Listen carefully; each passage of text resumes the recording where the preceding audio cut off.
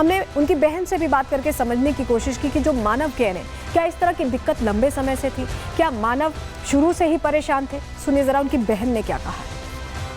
जिस मोमेंट मुझे निकिता ने कॉल किया रात को, उस मोमेंट मैंने मानव से चैट की है, उसे भी कॉल किया है, उससे बात की है। उसने मुझे अश्योरिटी दी है that he is fine, he is doing fine, वो कुछ नहीं कर रहा है। He was talking to me absolutely normal. तब जाके मैंने निकिता को समझाने की कोशिश की है कि एग्रेसिव नहीं होना है और अब तुम इस वक्त रात को इतनी देर बातचीत बंद करो, प्रोवोक मत करो मानव को। और अगर मुझे जरा भी अंदाजा होता कि वो सीरियस है, मैंने मानव की बातों पर भरोसा किया क्योंकि मेरी मानव से ही हमेशा से ज्यादा बातचीत रही है। वो जैसा कहता था मैं उसी को मानती थी और उसने मुझे कन्विंस किया कि ऐसा कोई सिचुएशन है ही नहीं एग्जैक्टली। और निकिता के संबंध होने के कारण उनकी शादीशुदा जिंदगी सही नहीं चल रही थी, काफी टाइम से नहीं चल रही थी, जिसके सबूत हमें मानव के फोन से मिले हैं जो हमने पुलिस को दिए हैं। मानव के सुसाइडल वीडियोस के अलावा बहुत सारी ऐसी चैट्स मिली हैं जिसमें वो परेशान रहा है। उसने बहुत वाइल कम्युनिकेटिंग ऑल्सो उसने वीडियोस बनाए हैं। उसने एक फ्रेश स्टार्ट करने की कोशिश की बट बार बार उसे नई नई चीज़ों का खुलासा होता रहा और इन चीज़ों से वो घबराता रहा और वो नहीं रह पा रहा था, अंदर ही अंदर घुट रहा। वहीं डीसीपी आगरा सूरज राय ये कह रहे हैं कि मामले की तफ्तीश चल रही है, गहनता से जांच चल रही है, सच सामने आएगा। सुनिए। सोशल मीडिया के माध्यम से एक वीडियो संज्ञान में आया जिसमें एक युवक कैमरे पे ही लाइव आत्महत्या करने से पहले कुछ बातें कह रहा है। इस वीडियो का तत्काल संज्ञान लेते हुए प्राप्त तहरीर के आधार पर संगत धाराओं में थाना सदर पर अभियोग पंजीकृत है और आवश्यक विवेचनात्मक कार्रवाई प्रस्तुत है और उसी विवेचनात्मक कार्रवाई के आधार पर आगे की कार्रवाई की जाए। क्या कोई मुश्किल है वाकई पुरुषों के लिए समाज में? आंकड़े कम से कम यही बता रहे हैं, ये आंकड़े हम आपको दे रहे हैं। देखिए, आत्महत्या के मामले 2018 में कुल 1,34,516 रहे। इसमें पुरुषों का आंकड़ा ज्यादा है, 92,114 पुरुषों ने आत्महत्या की, महिलाएं 42,391 की। एनसीआरबी की रिपोर्ट के आधार पर हम आपके सामने आंकड़े रख रहे हैं। 2019 का आंकड़ा देख लीजिए, 1,39,123 लोगों ने आत्महत्या की, उनमें पुरुष 97,613, महिलाएं 41,493। इसके अलावा 2020 यहाँ पर 1,53,052 लोगों ने आत्महत्या का रास्ता चुना। हालांकि रास्ता सही नहीं होता, ये चुनना बिल्कुल नहीं चाहिए, लेकिन इसमें 1 लाख के करीब पुरुष हैं, महिलाएं 44,000 के करीब हैं। 2021 का आंकड़ा भी आपके सामने रख रहे हैं, 1,64,033 लोगों ने आत्महत्या के रास्ते को चुना और 1,18,000 के लगभग पुरुष। देख रहे हैं आप, आंकड़ों में फर्क देखिए, आधे से भी ज्यादा। 2022 का आंकड़ा आपके सामने अब रख देते हैं। ये 5 साल के आंकड़े हम इसलिए आपको बता रहे हैं कि क्या वाकई अब पुरुषों के लिए कानून की जरूरत है, ये प्रश्न खड़ा हो गया है। यहाँ 2022 के आंकड़े में भी 1,70,924 लोगों ने आत्महत्या की और इनमें पुरुषों का आंकड़ा देखिए 1,22,000 के करीब है, महिलाओं का आधे के लगभग है। तो क्या वाकई पुरुष अपनी एक तरह से सामाजिक इमेज की वजह से कोई बात नहीं रख पाते हैं? क्या वाकई उनके ऊपर इतना प्रेशर होता है कि वो कुछ कह नहीं पाते और आजकल इस तरह का रास्ता चुनने लगे? ये प्रश्न बहुत गहरा रहा है, इसको लेकर हमने लोगों की राय भी जाननी चाहिए। सुनिए लोग क्या कह रहे हैं। हमें लगता है कि काउंसलिंग की ज़रूरत है, जहाँ संयुक्त परिवार हैं इस तरीके से, और उनको काउंसलिंग के माध्यम से हम लोग ठीक किया जा सकता है। जो भी प्रताड़ित करता हो, चाहे महिला आयोग को बनी हो, चाहे जितने हुए पुरुष आयोग को भी, मुझे मांग लगता है कि पुरुष आयोग भी बनना चाहिए। जो लोग प्रताड़ित किए जाते हैं उनकी भी बात कहाँ सुनी जाए, इसका लिए एक सरकार को फोरम बनाना चाहिए। एक पति को कहीं से सामाजिक रूप से, न्यायिक पद्धति से किसी भी तरह से सपोर्ट नहीं मिलता, वो अंदर से टूट जाता है, तब ऐसा कठोर कदम उठा लेता है। इसमें उसका परिवार की एक क्षति होती है। इसके लिए मेरी अपनी राय ये है कि शासन को न्यायिक प्रक्रिया में कुछ ऐसे सुधार करने चाहिए जिससे कि पति को प्रथम दृष्टया अपराधी और दोषी के रूप में न माना जाए। तो सुन रहे आप, लोगों की राय है और इसको लेकर हमने मनोवैज्ञानिकों से भी बात की।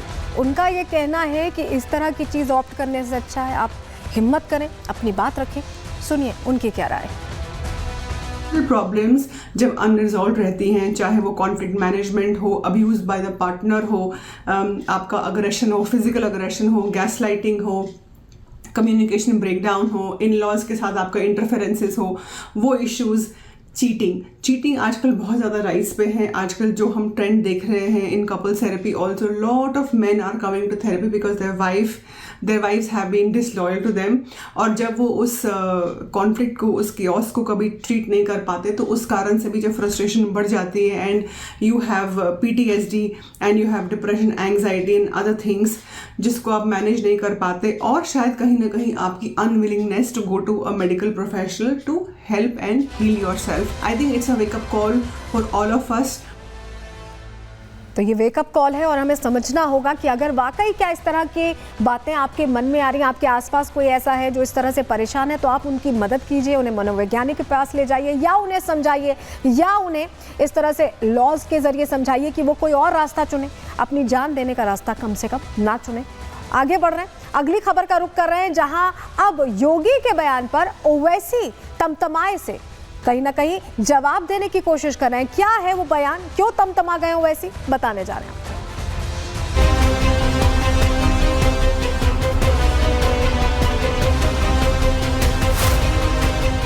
कठमुल्लापन की संस्कृति नहीं चलेगी।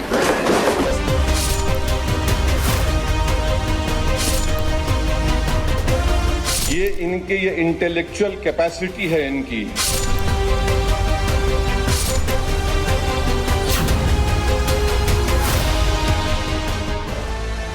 उत्तर प्रदेश विधानसभा की कार्रवाई रीजनल लैंग्वेज में शुरू कराई गई। अलग अलग भाषाएं जो उत्तर प्रदेश की हैं, जो शायद उनके प्रतिनिधि बोलकर ज्यादा उस भाषा को बढ़ावा दे सकते हैं, योगी आदित्यनाथ ने वो फॉर्मूला जैसे ही लागू किया, पहले समाजवादी पार्टी को दिक्कत हुई कि आखिर उर्दू को क्यों नहीं शामिल किया गया है। उस पर जब बयान देते हुए ये कहा योगी आदित्यनाथ ने कि ये कठमुल्लाओं वाली सोच है, ये कट्टर वाली सोच है, इससे आगे बढ़ना होगा, तुष्टीकरण से आगे बढ़ना होगा। उस पर सपा को तो दिक्कत हुई, और अब दूसरी दिक्कत हो गई है तुष्टीकरण के मुस्लिम के नेता खुद को दिखाने वाले असदुद्दीन ओवैसी को। असदुद्दीन ओवैसी भी इस बहस में आ गए हैं और खुद को ये बताते बताते कि वो तुष्टीकरण वाली राजनीति नहीं करते, वो सिर्फ मुसलमानों वाली राजनीति नहीं करते, उन्होंने उत्तर भारतीयों पर भी कटाक्ष कर दिया योगी आदित्यनाथ को जवाब देते देते, और स्टालिन के रास्ते पर चल गए हैं। वो भी बता रहे हैं कि द्रविड़ ही असली भारतीय है। हुआ क्या है, क्या कहा है यहाँ पर असदुद्दीन ओवैसी ने, चलिए सबसे पहले आपको बता रहे हैं। सीएम योगी के बयान पर दरअसल असदुद्दीन ओवैसी भड़क गए। योगी कहते हैं कि उर्दू पढ़ने वाले कठमुल्ला बनते हैं, इस बात को ऐसे कोट कर रहे हैं जो उन्होंने दूसरे अंदाज में कहा था। अब वो कह रहे हैं कि जहन और दिल पर ग्रहण लग चुका है योगी आदित्यनाथ के। उर्दू देश की आज़ादी की जुबान है। सीएम योगी उर्दू से नफरत करते हैं, ये कह रहे हैं यहाँ असदुद्दीन ओवैसी। किस तरह से आग बबूला हुए, किस तरह से यहाँ नाराज दिखाई दिए ओवैसी, ये समझ में आ रहा है। कैसे योगी आदित्यनाथ पर पहले कटाक्ष किया है वो सुन लीजिए। उत्तर प्रदेश के चीफ मिनिस्टर ने